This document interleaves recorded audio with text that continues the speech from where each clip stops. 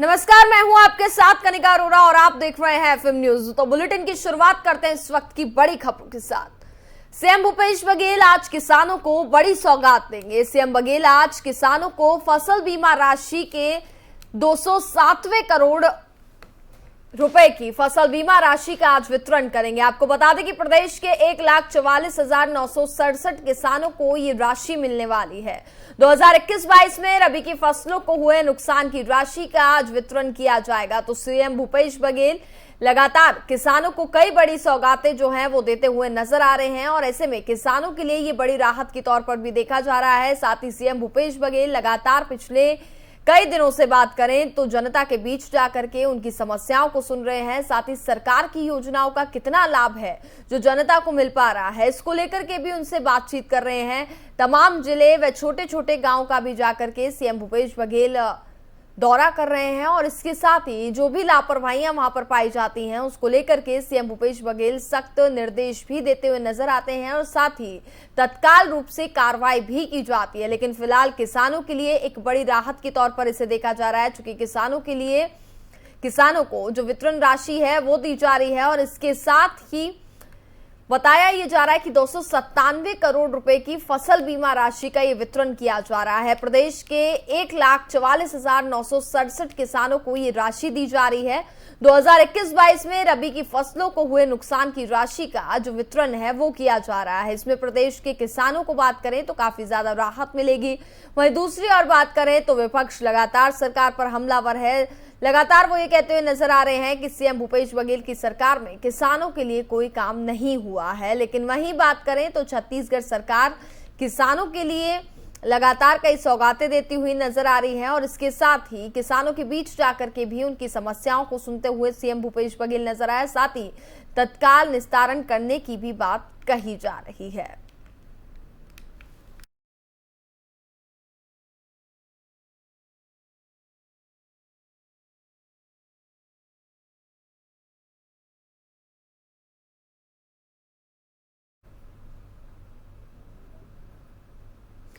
खबरों में आगे बढ़ते हैं। छत्तीसगढ़ में ओबीसी आरक्षण की मांग को लेकर के बीजेपी ओबीसी प्रकोष्ठ का प्रदर्शन जारी है। राज्य सरकार ने ओबीसी आरक्षण बढ़ाने का वादा किया था, लेकिन कोर्ट में मामला चले जाने के बाद आरक्षण लटक गया। अब बीजेपी सरकार का आरक्षण लागू करने के लिए दबाव बनाने जा रही है। इसे लेकर के प्रदेश भर में प्रदर्शन की तैयारी की जा रही है और साथ ही कई जगहों पर बात करें तो प्रदर्शन भी जारी है।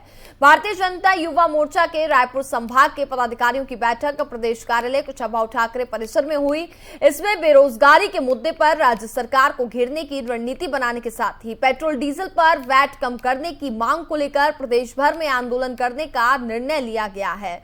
वहीं बैठक में बीजेपी प्रदेश अध्यक्ष विष्णुदेव साय ने कहा कि कांग्रेस सरकार अब बेरोजगारों को ही भूल चुकी है, इसलिए बेरोजगारी भत्ते के वादे पर बात नहीं करती है। पोस्टर लगाकर 5 लाख रोजगार देने का बात करती है, लेकिन वही सरकार के तमाम वादे जो रहे हैं वो झूठे साबित हुए हैं। ये आरोप जो है वो विपक्ष सरकार पर लगाता हुआ नजर आ रहा है, जिसकी पोल सदन में खुल जाती है। छत्तीसगढ़ को कर्ज के बोझ तले दबाया जा रहा है। साथ ही विष्णुदेव साय ने यह भी कहा कि इन सभी विषयों को लेकर के युवा मोर्चा प्रदेश सरकार के खिलाफ मोर्चा खोलने जा रही है और युवाओं के अधिकार की लड़ाई में भाजयुमो अपनी महत्वपूर्ण भूमिका निभाते हुए 2023 में छत्तीसगढ़ से युवाओं का भविष्य अंधकार में ढकेलने वाली कांग्रेस को उखाड़कर फेंकेगा।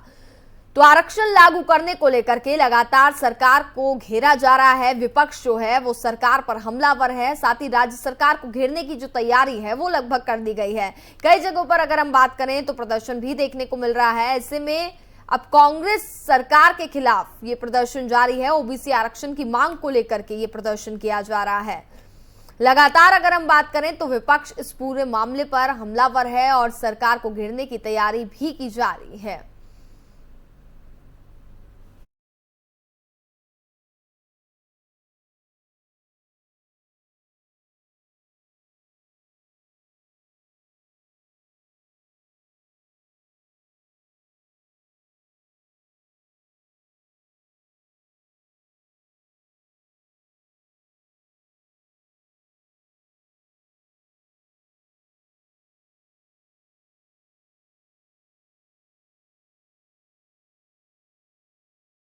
25 मई को झीरम घाटी हमले के 9 साल पूरे हो जाएंगे, लेकिन अभी तक इसका सच सामने नहीं आया है।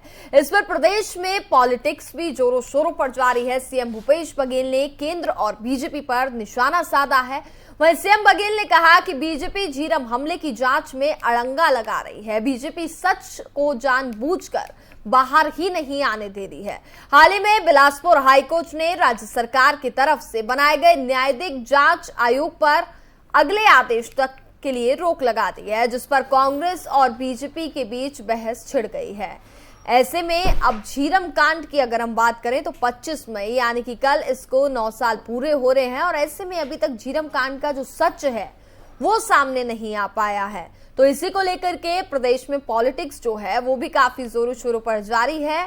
फिलहाल जो छत्तीसगढ़ सरकार है वो विपक्ष बीजेपी पर लगातार हमलावर है और बीजेपी पर यह आरोप भी लगाया जा रहा है कि वह झीरम हमले के मामले का सच जो है वो सामने नहीं आने दे रही है।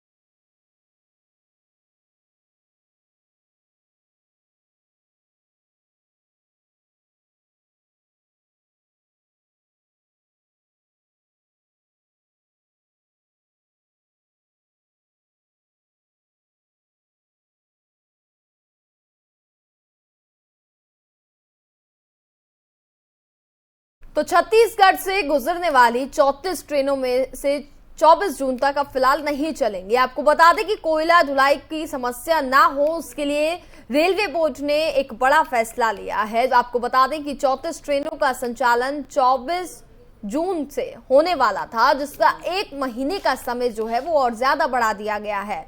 वहीं सीएम भूपेश बघेल ने इसे रेलवे के निजीकरण की साजिश बताया है। आपको बता दें कि पिछले दिनों मुख्यमंत्री भूपेश बघेल ने रेल मंत्री अश्विनी वैष्णव से इस बारे में चर्चा भी की थी, जिसके बाद 6 ट्रेनों को बहाल किया गया था।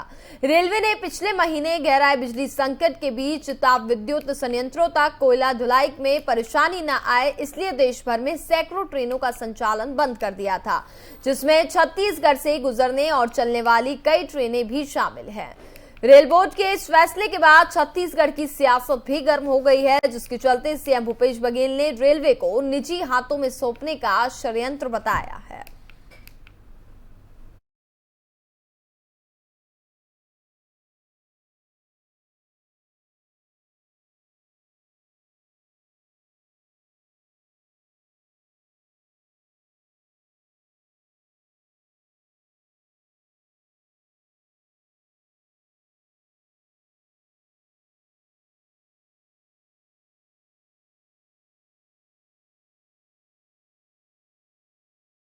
छत्तीसगढ़ में मौसम का मिजाज बदलने से एक तरफ लोगों को राहत मिली है, वहीं दूसरी ओर बिजली की आंख मिचौली ने लोगों को बेहद परेशान कर दिया है। तेज गर्मी की वजह से लोगों को काफी परेशानी भी हो रही थी कि कब मौसम करवट ले और उनको गर्मी से थोड़ी राहत मिले। मौसम का मिजाज बदला, लेकिन लोगों को गर्मी से राहत जहां मिलने वाली वहां पंखों और कूलर की तो जरूरत फिर भी पड़ती है। वहीं बिजली की कटौती होने से लोगों की मुश्किलें जो है वो ज्यादा बढ़ती हुई नजर आ रही है।